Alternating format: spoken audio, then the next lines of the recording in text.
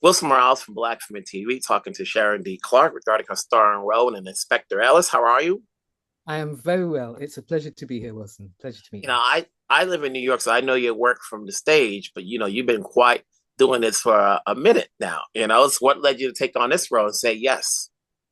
Um, I got a call from my agent who said that Channel 5 were commissioning a new police drama and they wanted it to be black, female led, Okay. and I'd be up for doing it.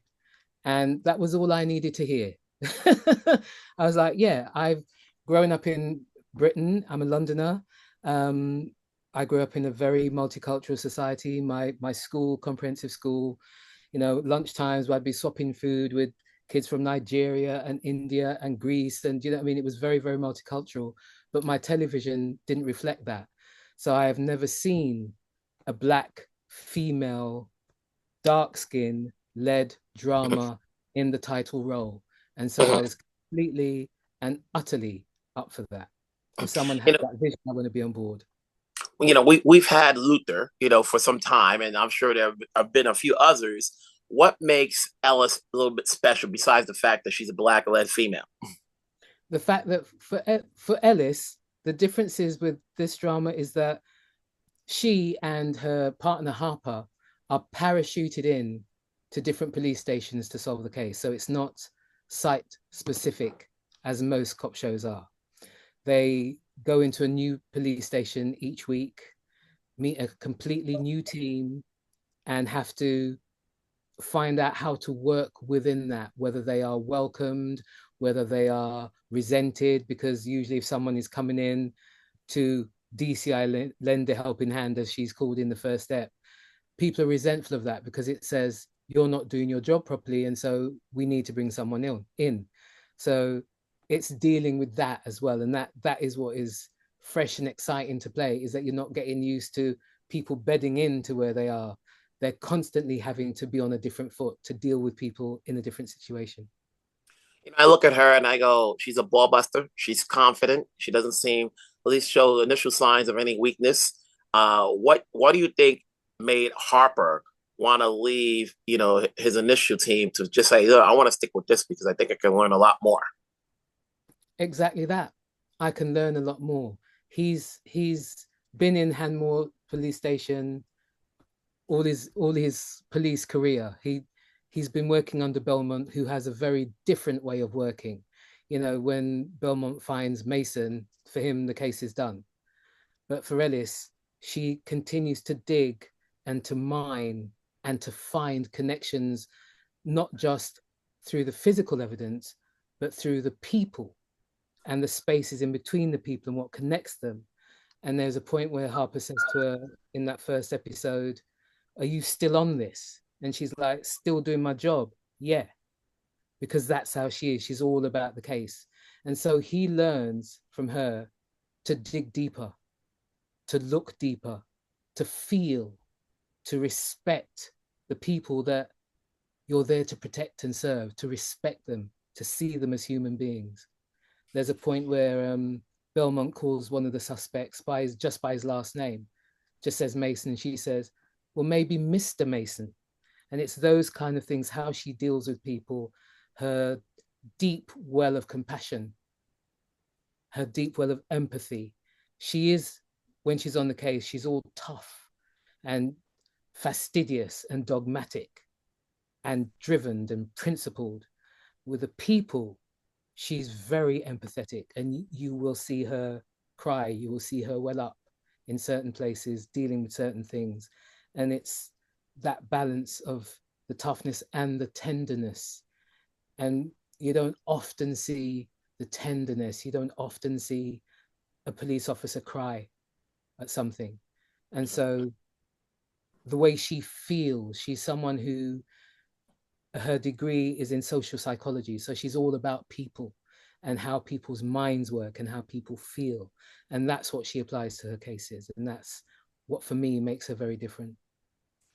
When you take on this role, like any of the other roles you take, do you take stock into the background of the character you're playing so you now have a better understanding of, like this, you're a DCI, your character's a DCI.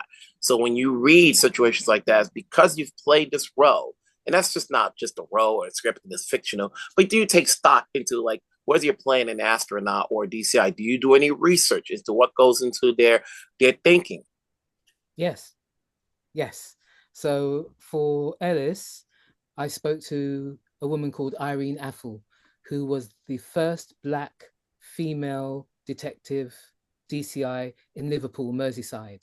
And we met over Zoom because I was in London and she was in Liverpool.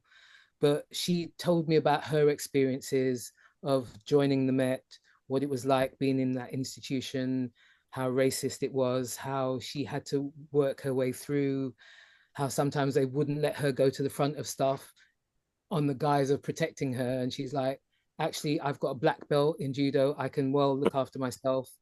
And just, how she navigated it all and how she stuck with it and rose through it.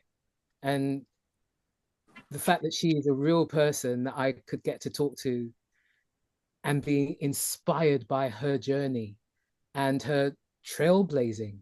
She was the first. So much to do. Read and put on the list.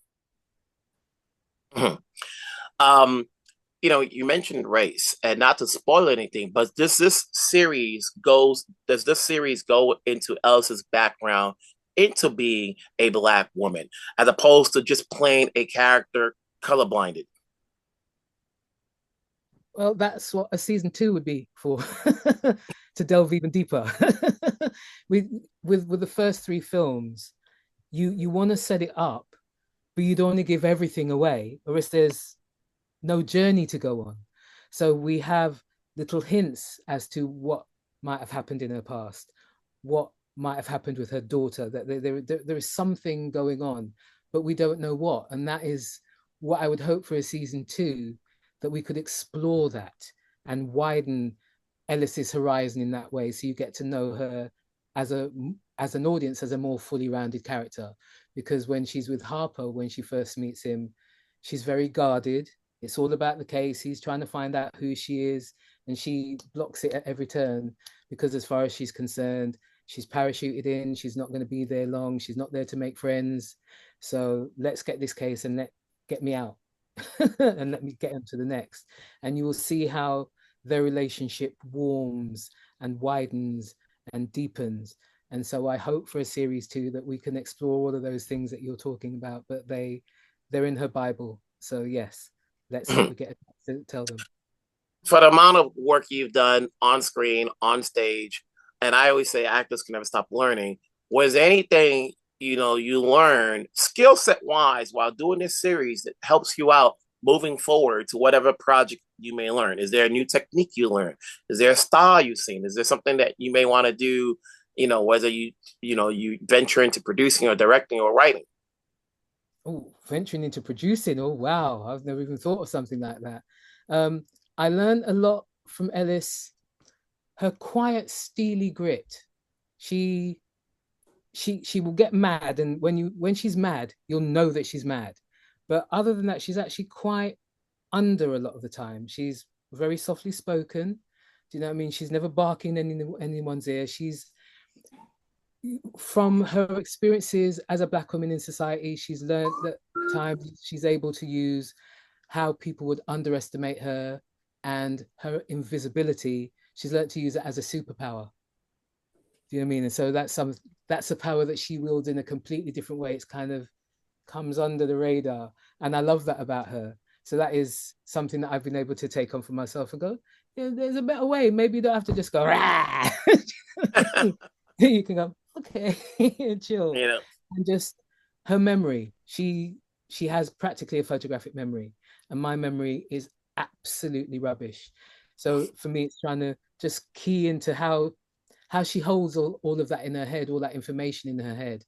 When she meets Harper in the car, she asks him for the pathologist report, and you see him start going to a bank of papers and rifling through stuff, and then she just starts rattling it off. She's absorbed it all, and it's all in her, so that whatever she needs to grasp to for the case. She doesn't have to be thinking, where do I find that? She's already got that knowledge. So it's the way her mind works. I'd love to be able to take on more of that. Mhm. Um, what does this do for you? And I'm sure, we've had other shows there, with Black leads, but for you, having worked so long, what does this do for you, where people can see you in front? I've heard you who you are before, but now they see, oh, she's the lead. This is the title of her. What does that do for you, your psyche, moving forward, and opening the doors for others to say, hey, listen, if she can do it, she's worked her way. I can be in a position to hopefully get that sort of role as well. It's exactly that and tenfold. I never, having grown up in Britain, not seeing myself reflected on television in a lead title role. For me, this is making my own history, that this has come along. And for me in Britain, I'm the first in that title role. Not that there haven't been other Black women in lead police dramas, and maybe not leads, but having the title role is just for me such a big thing. And I did a program called Holby City over here, which is our equivalent of, I would suppose, ER, set in a casualty department. And I played a consultant with her own ward. And after that program, subsequently, I've had 5 different young Black women. One was a mother of a child, but 5 different Black women come up to me and say that they have become doctors because they were watching Holby and they saw themselves reflected and thought that that was something they can do.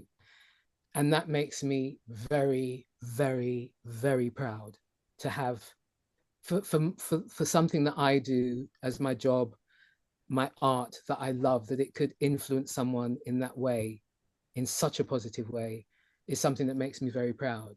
And so to be leading Ellis, if one child goes, I see myself, that is something I can do, and goes for it, then that's why I'm doing what I'm doing.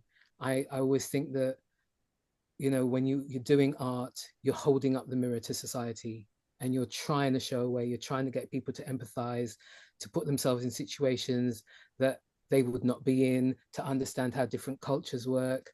And I feel that the art form should entertain, that it should educate, it should elevate, it should inspire, and it should spark debate, conversation. And hopefully Ellis will do that. In when Ellis and Harper first meet and he walks into the room, he doesn't see her. There are 2 women there. There's a white woman and a Black woman. And Ellis is sat there with her pass, a visitor's pass, and he just doesn't see her. And it's a small thing to start. We don't harp on about it, do you know what I mean? But for people to see that invisibility and how it just happens so easily, for someone that you're not going to look at and go, that young man's racist. It's Mhm. not about that. It's just about them seeing that invisibility is an everyday thing. And the way that she reacts to it, she's not like, oh God, here we go again. She's like, because she's used to that. And so if we can educate in that way, that people can see how those tiny micro things happen. Do you know what I mean? Do you get what I'm saying? Then yeah, I want to be a part of that. And if, like I said, if a young kid goes, I think that that's a path that I can do, because then I can change from within and I can help society in that way, then I'm all for that. And Mhm. I'm very privileged to be playing this role and hopefully leading that way. With that said, I want to say congrats on this role, on your performance. I'll do my best to tell people check out Inspector Ellis. When it comes on. I live in New York, so hopefully at some point, you'll decide to come back on stage out here. Oh, well, tell that to New York, man. I'm here. I'm ready. I'm willing. I'm open. Yeah, You know, I'd love.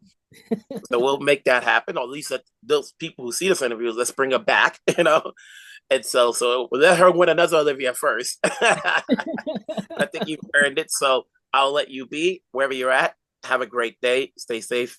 Take care. And blessings. Thank you, Wilson. God bless.